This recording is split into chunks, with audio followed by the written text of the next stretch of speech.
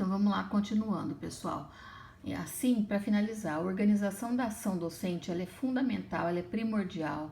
Também considerar o aluno enquanto sujeito da sua aprendizagem é a chave do processo e do sucesso desse processo. Focar na importância dos conteúdos, não por eles mesmos, para o domínio da linguagem. Eles vão orientar o caminho tanto para o professor como para o aluno.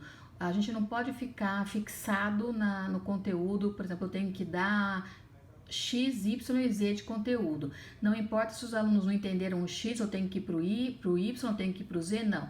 Eu vou trabalhar esses conteúdos como um norte para que eu faça um processo de aprendizagem, de ensino-aprendizagem crescente, que eu traga sempre informações que vão aprimorar esse conhecimento do aluno.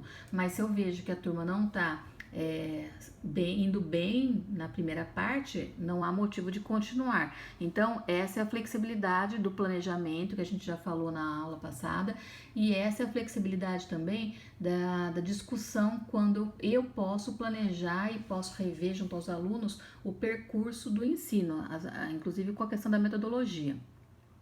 O professor, como eu já disse, ele vai ser organizador e mediador entre o aluno e conhecimento, ele está sempre fazendo essa ponte, esse é o papel dele, não de impor conhecimento, nem de fazer decorar, nem de memorizar, né? Ele vai fazer a mediação do aluno e do conhecimento, ele vai ajudar o aluno com propostas diversificadas, né? Passando por questões que o aluno possa ter dificuldades, desafios para que os que já conseguiram avançar continuem avançando, não fiquem parados, etc.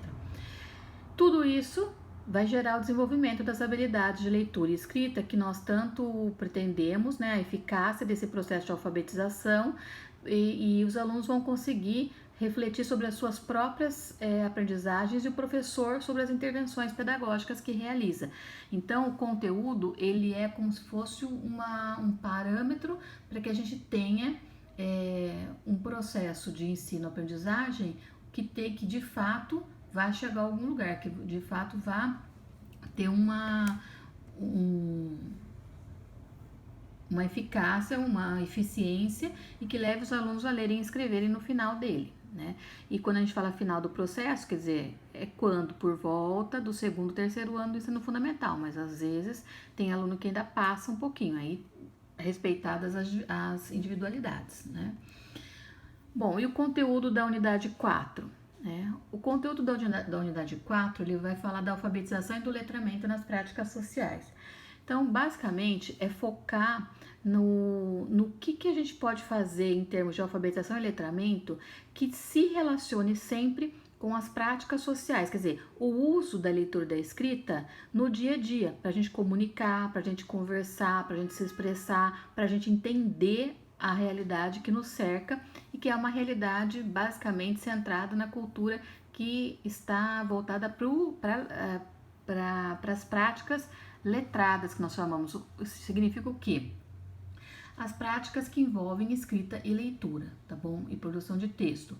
Então, nessa unidade, a gente vai ter vocês vão estar tendo a oportunidade de analisar a postura do professor, as escolhas que ele faz ao entrar em sala de aula, tá? Porque, acima de tudo, quando a gente fala de práticas sociais, não o uso que a gente faz da leitura e da escrita, ele não é neutro, ele possui uma base que está onde? Está na formação de cada um, tanto na formação técnica, que é o que a gente estuda para ser professor, quanto na nossa formação pessoal, que é o que a gente vive no dia a dia, né? O confronto de valores que nós passamos, a nossa formação em valores, etc.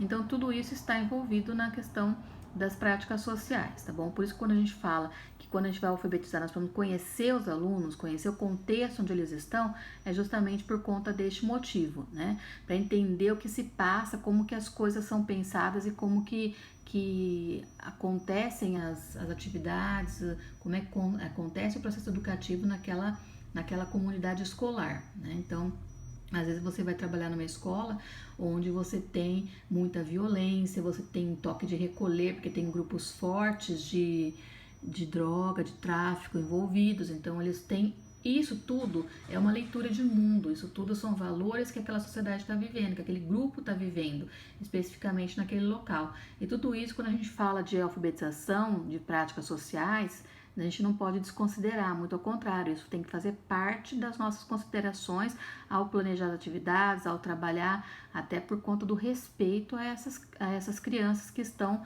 em contato conosco, tá bom? O que a gente vai apresentar enquanto texto, quais são as reflexões que a gente vai trazer, né, para eles, tudo isso é importante.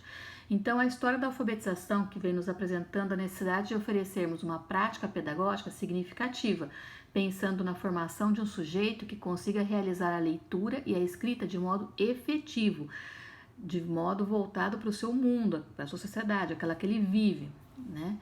Entender que as condições de produção de texto e as características que compõem os gêneros textuais em circulação, elas são peculiaridades do processo de ensino da leitura e da escrita.